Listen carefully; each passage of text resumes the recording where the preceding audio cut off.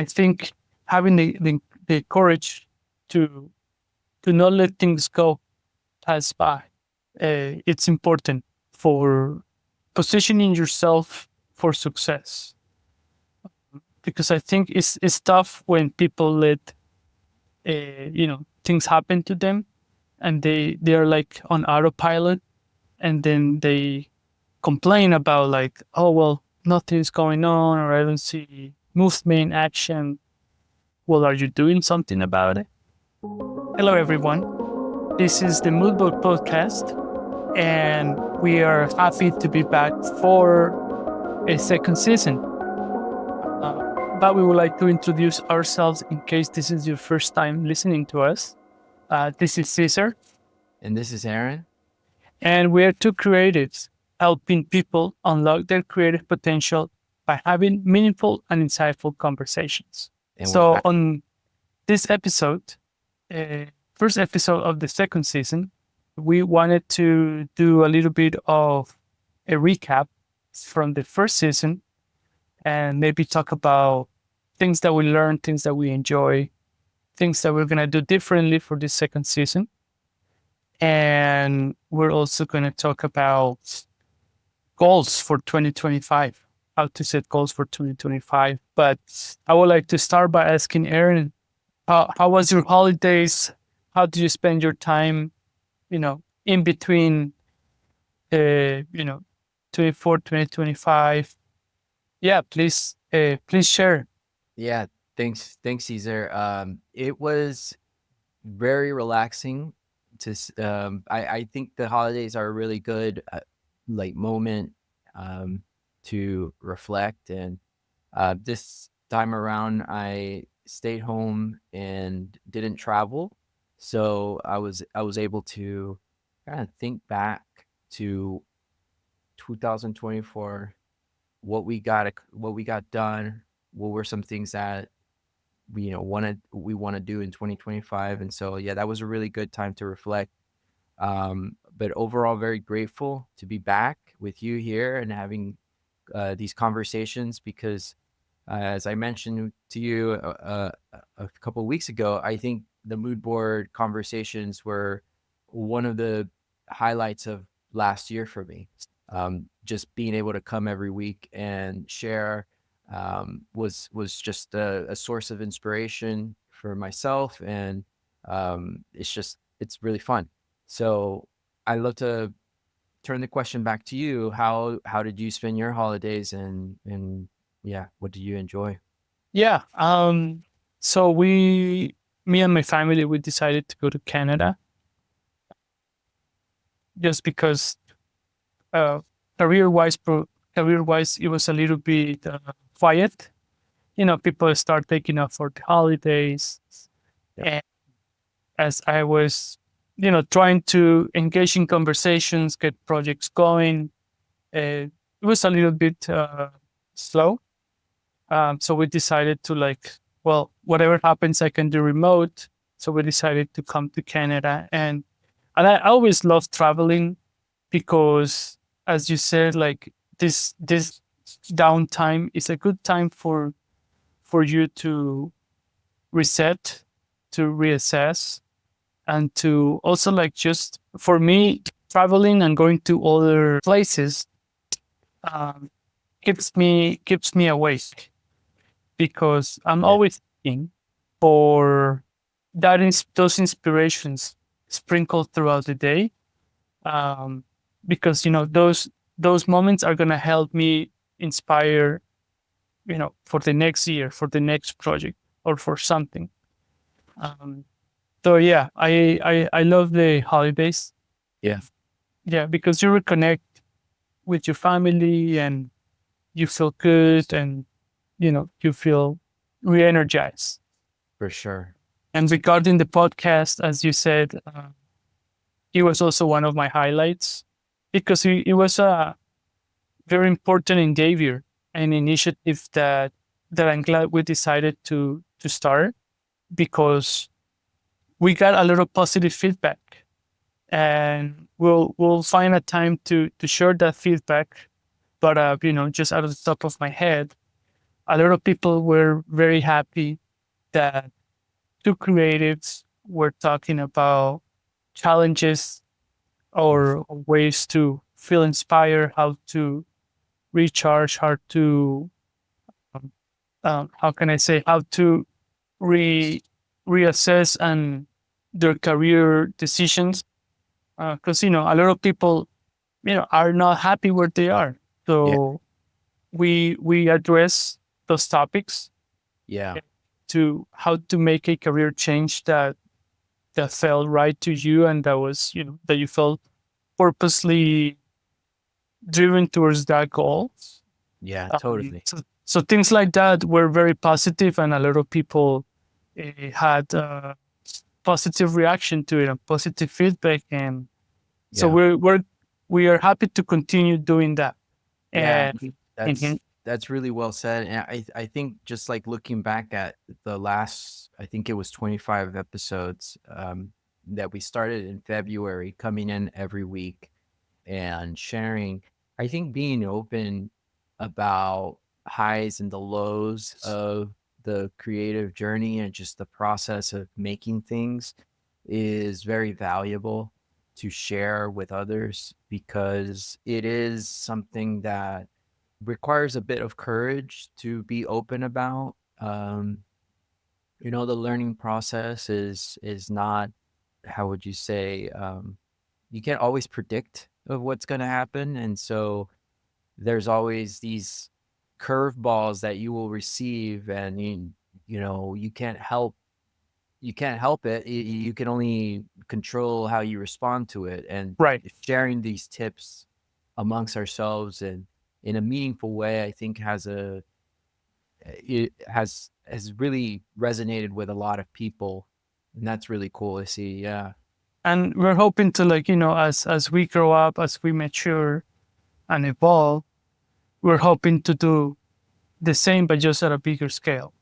Yeah. And, Yeah. Totally. and we did some adjustments throughout the first season Yeah. where we decided to look at some of the technical things, getting the right gear, Yeah. getting the right software to do this kind of um, podcast. But yeah, we hope and we want to grow, and to grow and to achieve your goals, you first have to set your goals. It's so true. Yeah. I actually, on the topic of like setting goals and um creative growth and all of these important topics, man, recently my partner shared a deck that had been floating around in her circle of friends. And in this deck, a strategist basically maps out how to plan your year and Oh, how, wow. yeah, like it has exercises in it, like what does your board of directors look like? You know, Oh, who, wow. what is, for example, what is your personal, financial, health, all these goals, and it it's divided into 3 days. So it takes a while to finish this, and most people don't finish it. I have to admit, it took me a couple of weeks to get it done Oh, because, wow. yeah, it not that I was working on it every day, but I started it and then it was just like, okay, I need to take a break and then move on and then come back to this. What it My biggest takeaway from it is, as I'm doing this, as I'm, answering the question of, all right, what do you want to accomplish in your personal life, your relationship with yourself, your career, all of these different things. I did have answers. I reflected, I had answers, but it got me thinking, Wait a minute. Some of these I'd never written down." Oh, wow. And so, like, how do you expect it to happen if you haven't written it down? And you haven't worked backward from there. It's like this exercise has sort of reframed strategy in my mind as like giving address to the universe so that great things can come to you. Like Come find how, you. Yeah. yeah, how if you don't, you know, visualize it by breaking down how it's going to happen, how you're going to do it in a realistic way, how is it going to happen? Yeah, and I'm glad you brought the writing aspect of it, like writing down your goals, because I was gonna say that is the key ingredient to making your goals a reality is by writing them down. And I been doing this for a few years, writing down my goals, and I have been dividing them into buckets. Yeah. So you have the career bucket, which is, what do you want to achieve in your job? You want to change, you want to go into a new job, take on a new career. Yeah. So you write down in actionable steps and measurable steps what you have to do to get there. Yeah. And, there is also another bucket, personal growth. There is another bucket, social life. Yeah. Then there is another bucket, spiritual. Yeah. And there is another bucket, financial. Financial goals. And once you fill out all those buckets, you have to break them down into steps.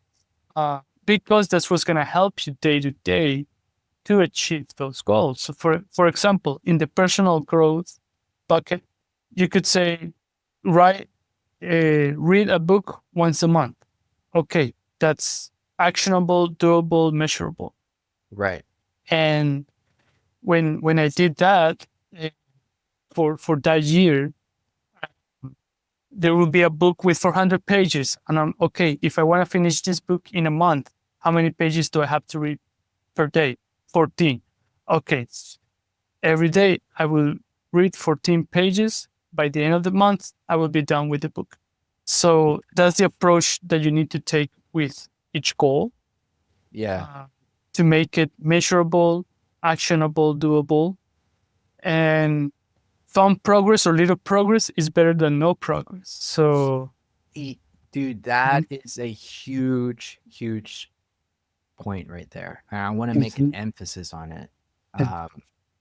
The little progress, I think for me personally, it's a little like it kind of makes me just stand back for a bit and just reevaluate how in our minds sometimes we want a huge jump and we want to just like do something right now, right here. I want to see the result, and I don't want to reverse engineer it and see how it comes, where it comes from or whatever. What I really want to emphasize is just the importance of those small steps, those small little baby steps, because after a while they amount to like big steps. right. And I think that's something that you have to experience on your own to really understand the value of, but it is so important. And I wanted to ask you, when you're setting your goals, how do you manage to balance being ambitious, wanting to stretch yourself, and being realistic with, let's say, the constraints that you have in your daily life, or maybe you want to start this one endeavor, but let's say you don't even have a camera, or you haven't even, you know what I mean, like you haven't even established, etc. But how do you balance being ambitious with being practical, I guess is my point. Right. It depends on where you are in life, and by that I mean, like, let's say, just a quick example, like you want to get into photography, you want to buy a new camera, but that costs money. Let's say, and you look at your finances and you're not in a place to buy a new camera or take on a course, photography course. So there, it's clear that you have to get your finances straight first before you can take on a new hobby, new career. And so I think when you think about it that way, it helps you structure what to tackle first and what do you need to do first to get there. And when you look at the things that are necessary, versus the things that you want to do are going to help you organize. And it also depends on how fast do you want to get there. Do you want to do it in 6 months? Do you want to do it in 3 months? Sure, you can do it in a shorter time, but that means you have to make more money every month to get there faster. Mm. So it depends on a lot of factors, but I think, for example, I will say I would aim for the slow end of the spectrum versus the like, oh, let me try to see if I Yeah. can read 5 books a month. That might be tough because you have to read, you have to spend a lot of time during your day to achieve that goal. If you have the time for it, by all means do it. Um, if not, I would say the 1 book a month is totally doable. I did a 400 plus page book in a month. It was only 14 pages a day. Um, That's a great and frame. Yeah. 14 yeah, pages is very doable. it's very doable. And I think it was like 15 to 20 minutes reading every day. And that was it. I was done. That was my quota of the day. And I That finished that book in a month. that idea of small steps, but also getting those early first wins is really important to kind of snowball that momentum that you get from Mhm. getting early wins. Man, one self-discovery that I recently made is just the the energy, the excitement at new ideas, um, wanting to go for them immediately without really like thinking through how does this fit into my current, workflow, etc.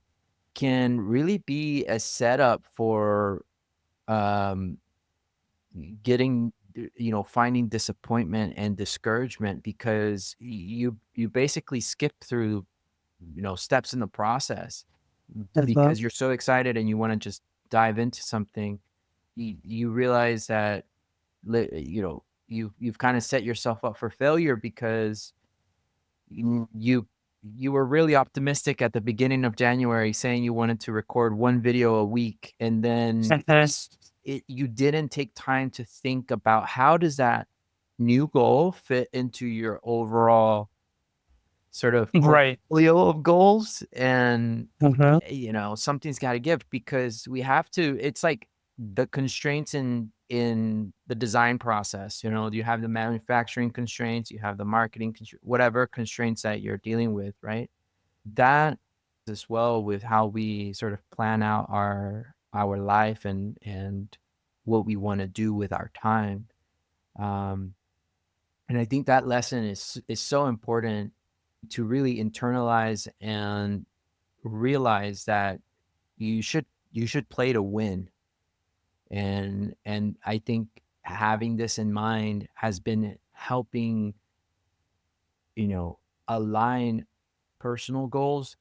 And it amazes me how even in the design process we have all this knowledge, and sometimes it can be difficult or challenging to also apply it within our lives.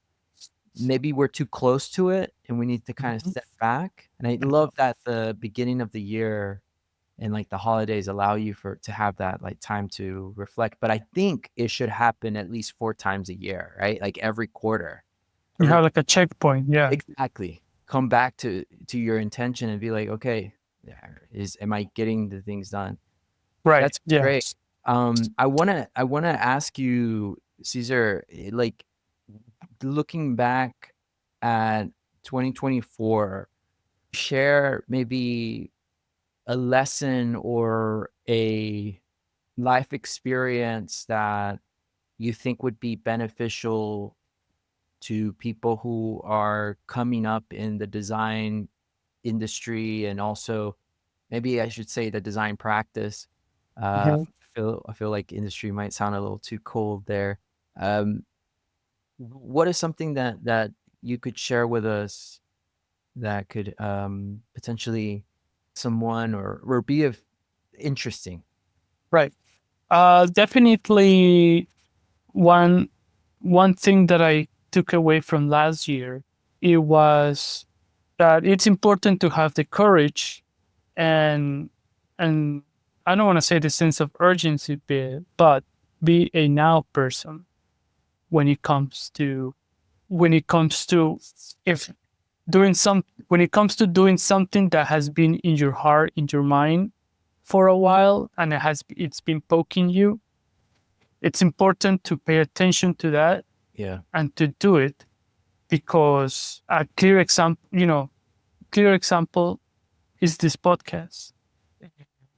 You approached me with the idea of like, hey, why don't we start a podcast? And I was like, you know what? That's a great idea.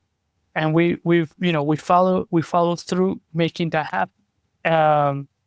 So I think, and that was the lesson, like the lesson of, oh, also I started my own company, but this year, but I think what's important is execution, of your ideas, execution of that project, execution of your portfolio, Mm-hmm. the execution of reaching out to recruiters to stay on the radar, Mm-hmm. so you can land that job, land that interview.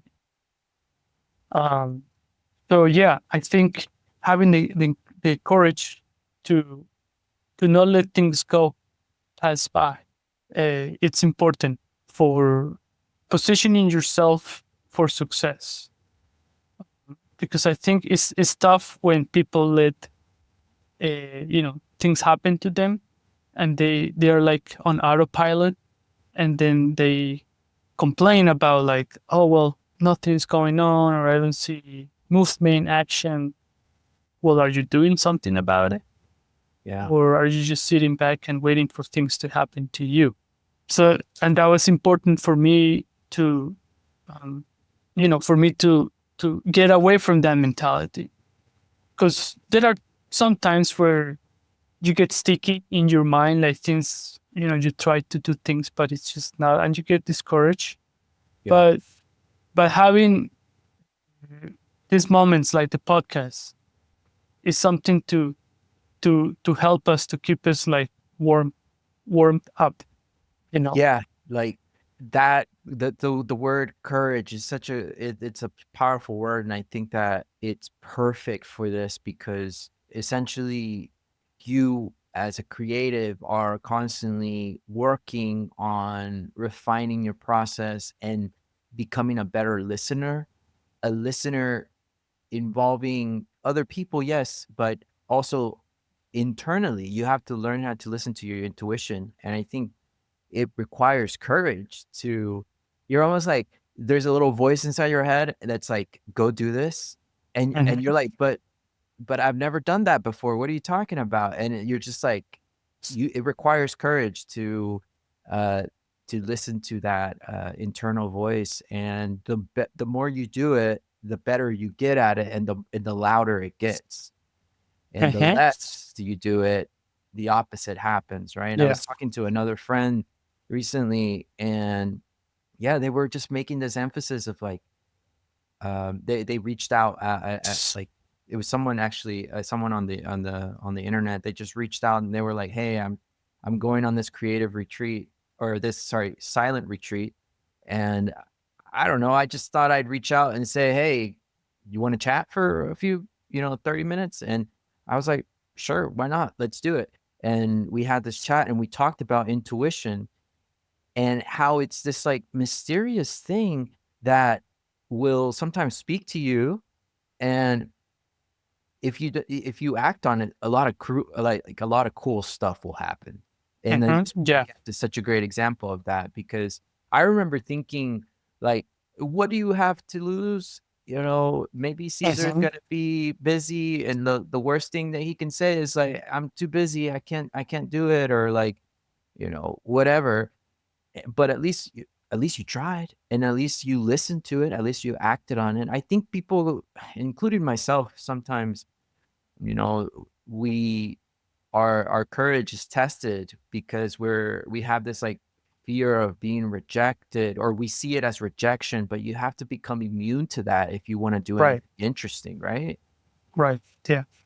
And I'm glad you brought up intuition, because I remember they used to bring that, that concept that were in college, uh, when I was studying industrial design, the importance of having intuition, but also the importance of building up your intuition. And in my experience, what helped me build my intuition was reading books.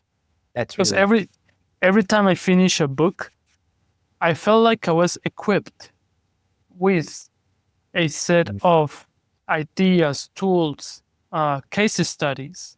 Because a yeah, lot of books bring up case studies, how something happened, why it happened.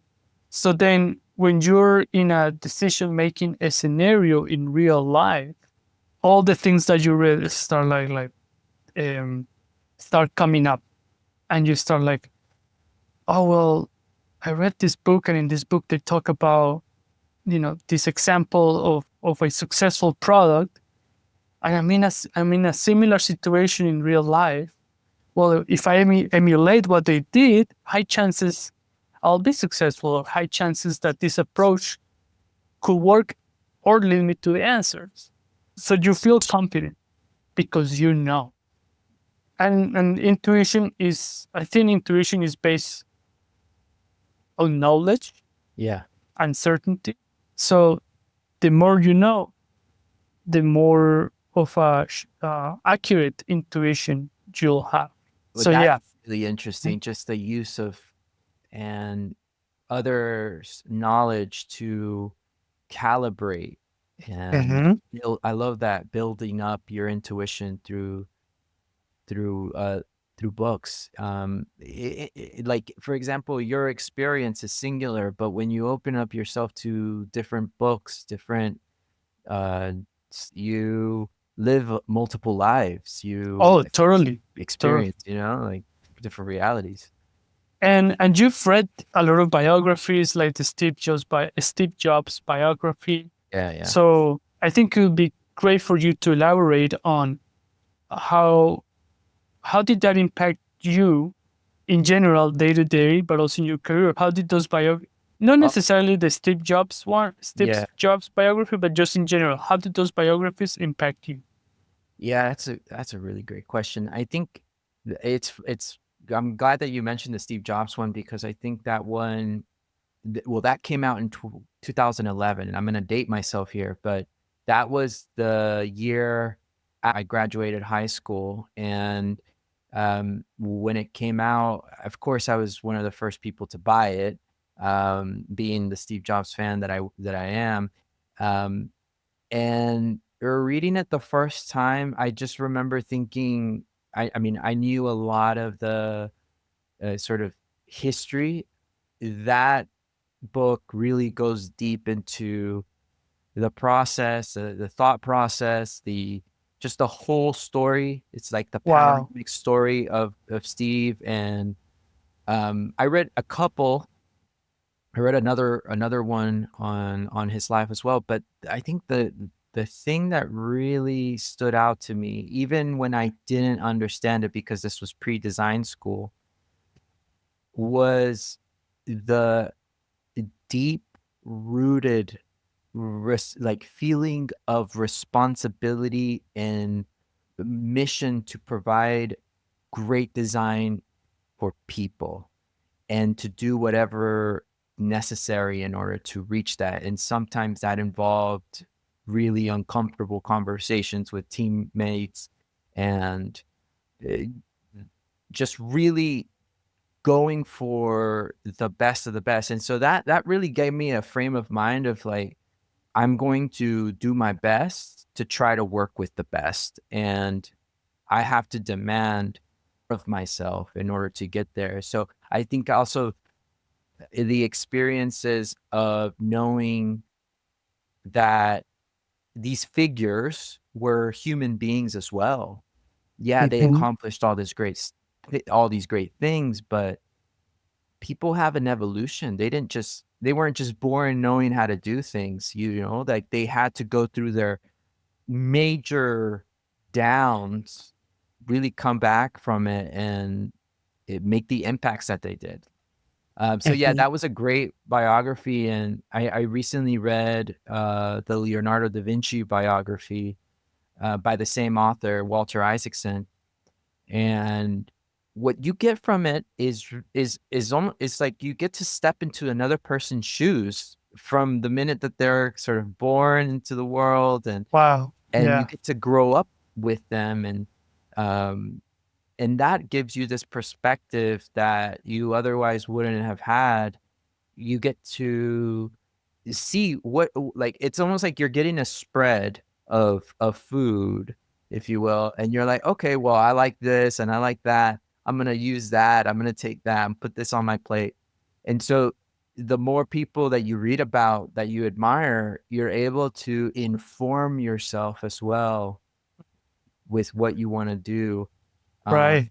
but I'm curious about you too, Caesar. What, like what biographies or what people's stories have influenced you? Well, there is one at a personal level, there is one that has influenced me a lot. And in terms of like commitment, like how important it is to be committed, not to only to the thing that you do, but being committed to the things that affect what you do. Because when you understand the ecosystem, you understand the big picture of why those things are affecting you, then you can troubleshoot or you can find answers faster and more accurately as well. So it's expanding my thought process pretty much, like making sure that my mind map can go as far as like, 3, 4 times. Um, it was the biography of Ayrton Senna, the Formula One race car driver from Brazil. I read his biography, and it's been one of, I think, either the only or one of the very few biographies that I have read.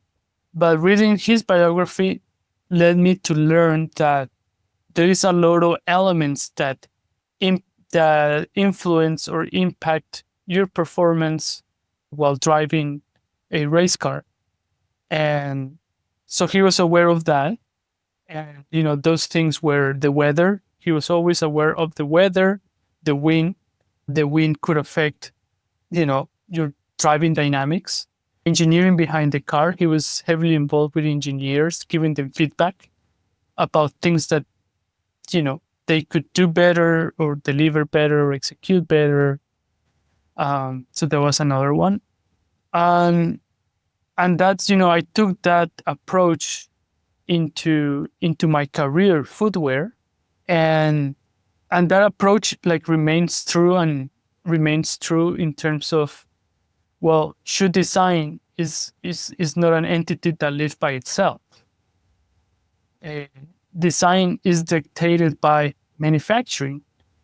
If you cannot make it, what is, you're just creating fantasies. So that's why every time that I design, every decision that I make is rooted based on a manufacturing process. So when I create, people don't have to guess or people don't have to question if this is doable, because I'm going to tell them, well, here's the process that you can use to achieve this design. Um, so that kind of approach has been a successful trait in my career. Is being knowledgeable of the things that affect design, Yeah. and well, knowing also as well how those things work, just not just having a theory in my mind, but actually going through the process of making the shoe. Yeah. Um, so that's one, that a biography that has made an impact in my life. And then in between my bachelor's and grad school, I had 6 months break before I started grad school. I read a lot about creativity because I remember reading an article, I believe from Fast Company or something like that, about future proof jobs, things that will never go away, never. And the only two jobs that they talked about in that article was comedy and creativity. And so I said, well, let me look into let me read about creativity, how it works, and how innovations happen. So I went into this rabbit hole of like reading books that, about those topics. So I read Creative Confidence, which is, I think, the ultimate book for you as creatives. I think is the ultimate book that you should know about creative confidence. I read other books like The Laws of Subtraction. Taking away, but uh, mindfully, like with a strategy, what you're taking away, things like that. Oh, The Laws of Simplicity. That was another one too. Uh, and then there was this book called Simple. I think it was very very impactful in how I approach design processes. And yeah, all those books led me to having a better understanding of how the mind works and creativity and what it takes to create great products. And those books were instrumental for my job at Yeezy Yeah. Yeah. because I was working with an artist and I was working with also a lot of creatives. So I was very sensitive and very mindful of what they did, how they did it, when they did it. And those books helped me articulate and helped me process and help me navigate Yeah. the the creative space at work. Yeah, there's a long list I think of books that have I think the list is long for the books in like over the years that we've Yeah. read that have influenced us, and I think it's so important for any designer who is really serious about what they do to have a library and consistently add to that library. Right. Uh, and read as much as they can. I love this one book. It's called I think it was wow, I'm really blanking, but it's basically the like all of the lessons that were taught by industrial design professor at Pratt, if I'm not mistaken. One of the quotes inside this book, I think it was called The Elements of Form. I think that's it. Mhm. Yeah. But one of the quotes is that designer it doesn't work in a vacuum. Like the designer Right. needs to be cultured. A designer needs to be knowledgeable and well read. Um, because I think that when we specialize in not knowing or we specialize in knowing what to do when we don't know what to do. And there are going to be projects that come, to us, and we're going to have to navigate because not every project is the same. Right. Um, and having these books are really, really helpful.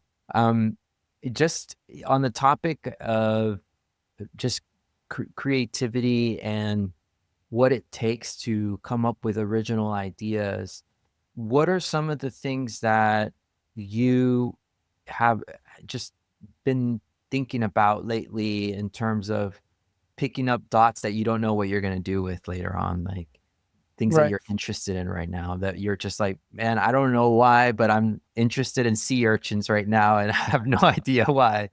I think in I am interested. That's a good question. I mean, career wise, I'm interested in how to how to get projects from conversations for new projects to actually the new project. How to be effective about that. Yes, I want to new sources of inspiration. I want to seek interesting and like untapped inspiration sources Yeah. to and find ways to translate that into like product. So and that's something that is like ongoing. I'm always seeking for like where could I find something that that could help me later on in at work.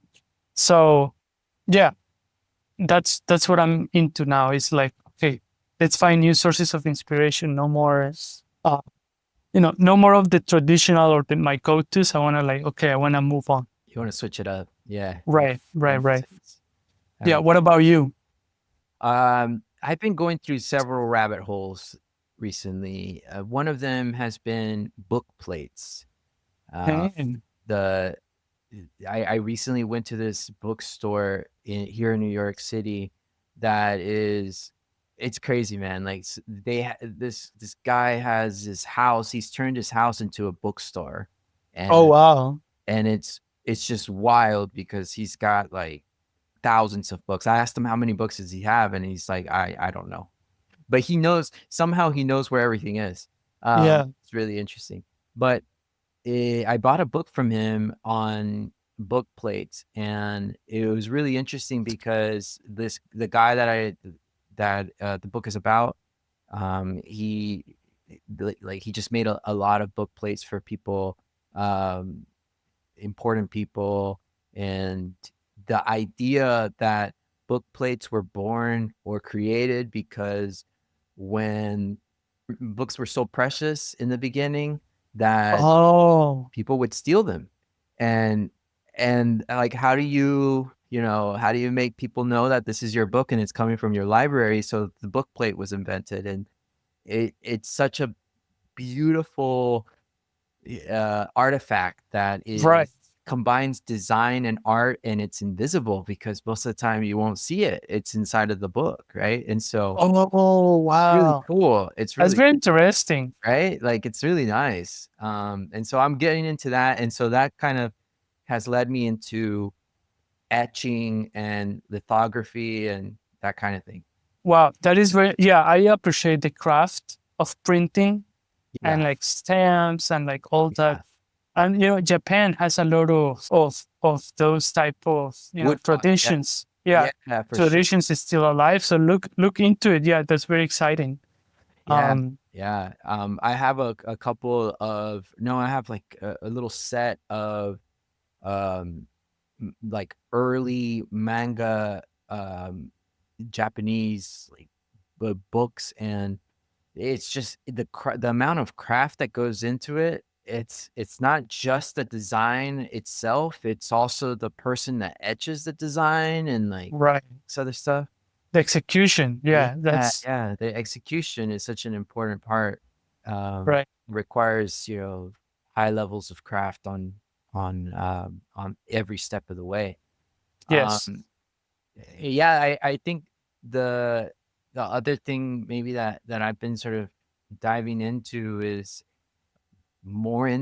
AI, man. Just like how Mm, right now it's so like it's still kind of, I mean, I think Chat GPT turned what, 2 years old, like not too long. right.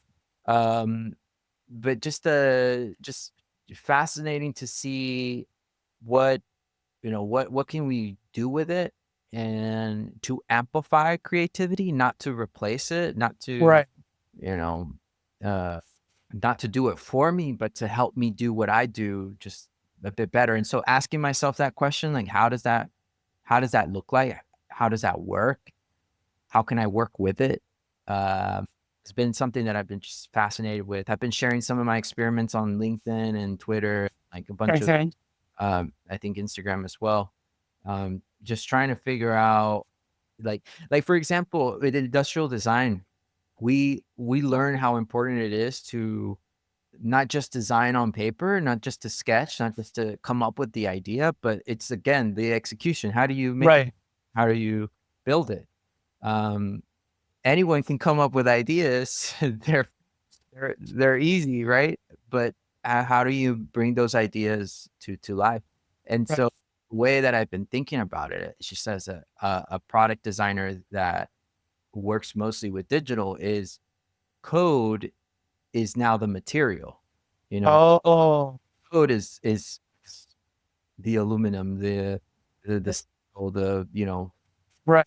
rubber, whatever you want, whatever metaphor you want to use for it. But that's the thing that makes it run. And so if you want to get closer to the source, you got to figure out how this thing works. Right.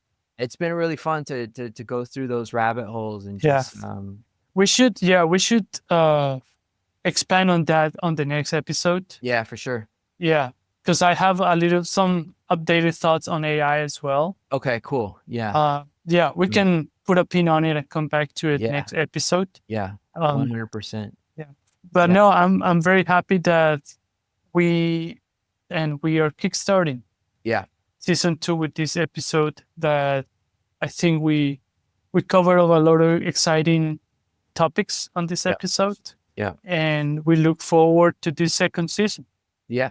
Yeah, absolutely. I'm really excited to continue this conversation and to hear from our listeners what they think and what they want to hear us talk about this season, and even like who they want to see come on here.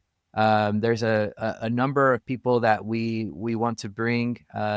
You know, one of the things that we learned in the first season is the amount of work that goes into coordinating schedules. Yes. And so we're still working on that, and we just want to thank all of our listeners for their patience with us as we're growing, as we're learning. So excited for the next one. Yes, me too. Thank you guys for tuning in.